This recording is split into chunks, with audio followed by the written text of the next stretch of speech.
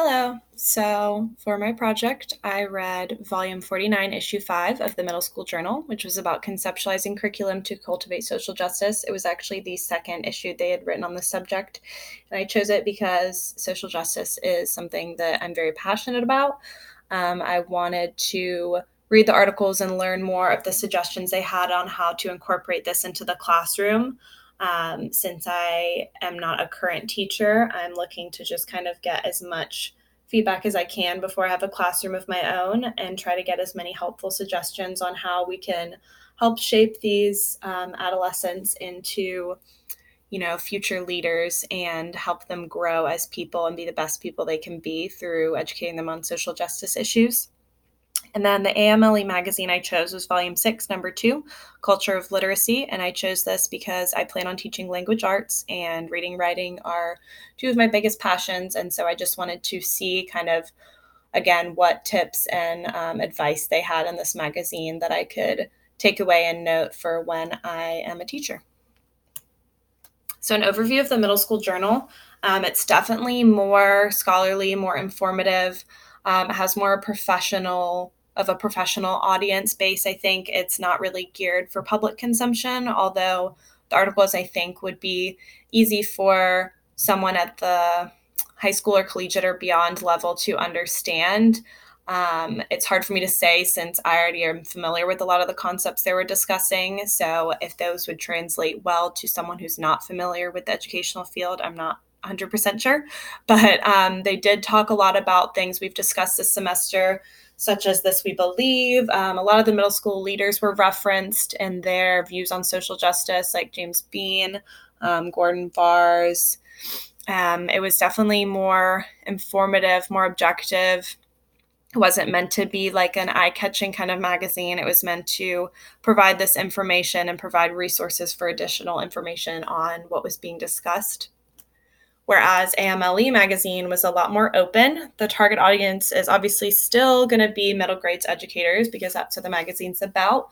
But it would be easier for anyone to kind of pick up and understand the gist of what's being discussed. It uses a lot less complex language. It's got a lot of illustrations. The articles are much shorter and easier to understand. They're also a lot more subjective. So a lot of them are kind of opinion pieces based on research, and they're more open ended. So they leave room for questions, suggestions, ways you can use these things in the classroom, but they're not like the case studies that we saw in Middle School Journal.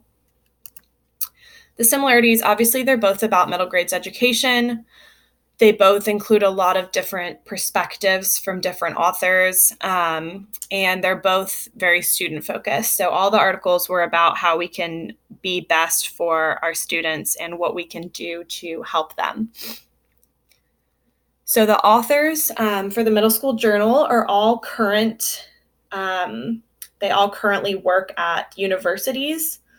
So I thought that was interesting. They all are doctors at some degree, at some level. Most of them have a PhD, if not multiple PhDs. And their careers all focus on education, particularly middle grades, obviously, because they're writing for the Middle School Journal. I also noticed a lot of them had collaborated together before. The first 3 authors listed here had worked on many projects together as like a team in the past. So that was interesting. Whereas the authors for AMLE, there's obviously a lot more of them. There was 12 articles there, whereas there was only 4 in the Middle School Journal. They come from a lot more diverse backgrounds. They don't all have a PhD, which is fine. A lot of them are actually current middle school teachers, whereas on the Middle School Journal, some of them were former middle school teachers, but I don't believe all of them were. I think almost everyone on this list is either a current or a former middle school teacher. So it was good to see both perspectives there. And obviously, they all focus on middle grades education and their issues. So the overview of the content from the Middle School Journal, like I said, it was a social justice issue. So a lot of the things referenced in all the articles were about how to empower students to become engaged with social justice and to get them to be passionate about these issues and to kind of think on their own and research on their own and ask questions and do what they can to learn more about issues affecting not only their communities, but the world at large. So a lot of them were projects that culminated in students doing like a TED Talk where they shared the research they'd learned so far with their class, and a lot of the issues and concerns they had were the same as adult concerns, things like gun violence, poverty, hunger, drug and alcohol abuse, bullying, even human trafficking. So the idea was to do these critical service learning projects to use community service to kind of connect the academic instruction to these social and political conditions and issues that affect students and community members. And there was an article about educating educators. So it was teacher education for social justice. So that talked about how we need to do constant self-evaluation and self-reflection so we can learn and grow as educators and become better for our students on these issues. Whereas the AMLA magazine was a little more lighthearted. It was mainly literature focused, but there were other articles that weren't about language arts. So it was nice that kind of any teacher, anyone could pick this up and get something from it. There was an article about encouraging girls to be interested in STEM. There was an article with pros and cons of teaching abroad, if it's right for you. There was one about co-teaching and how to use that effectively, tips for principals and tips for directors of special education, preparing students for the transition to high school. So there was an article that discussed a school that does a high school week a few times a year to just get 8th graders ready for that transition, which I think that could be really helpful. It was kind of interesting to see that in contrast with what we've learned so far about how high schools and middle schools should be separate ideas. But I do think getting the students ready for that is helpful for them. There was even one about the accepting new ideas and change and how people are really set in their ways and reluctant to change, but evolving is a strength, and kind of letting go of our held beliefs, which I think that article was really good for anyone at any workplace, not just teachers. And then there were a lot of literature articles, obviously.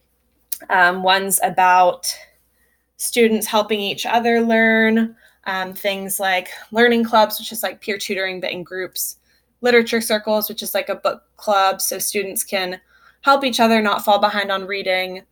Other ways students can be writing instead of just argumentative, informative, or narrative essays, things that make them more inquisitive.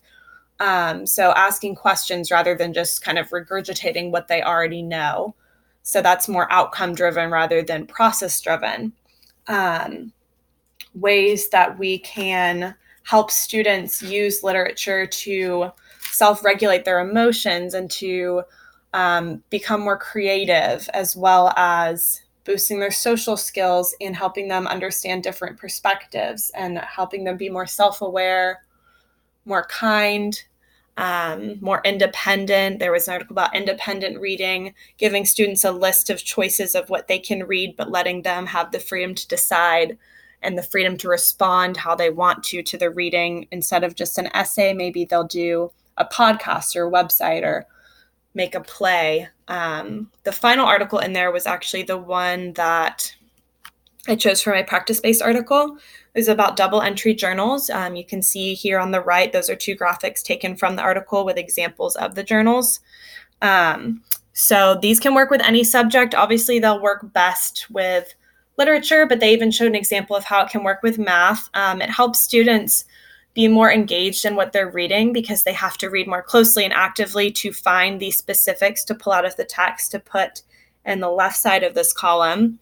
And then in the right side, they respond with their thoughts and their feelings, their questions that they may have from this excerpt that they chose.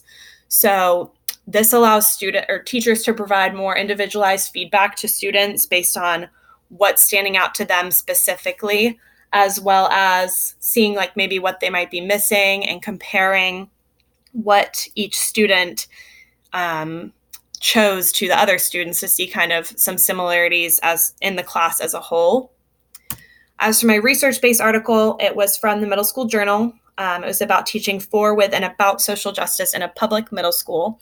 So they discussed if you're teaching with and about social justice, that's educating students on social justice issues, letting them debate things, letting them feel safe to discuss these issues in the classroom, making them student-led so students feel empowered and engaged. And then that leads to teaching for social justice, which is the desired end result, which is how they can apply this knowledge they've learned to positively affect their community and their environment. And finally, my hypothetical future article is kind of a combination of everything I learned so far from both publications.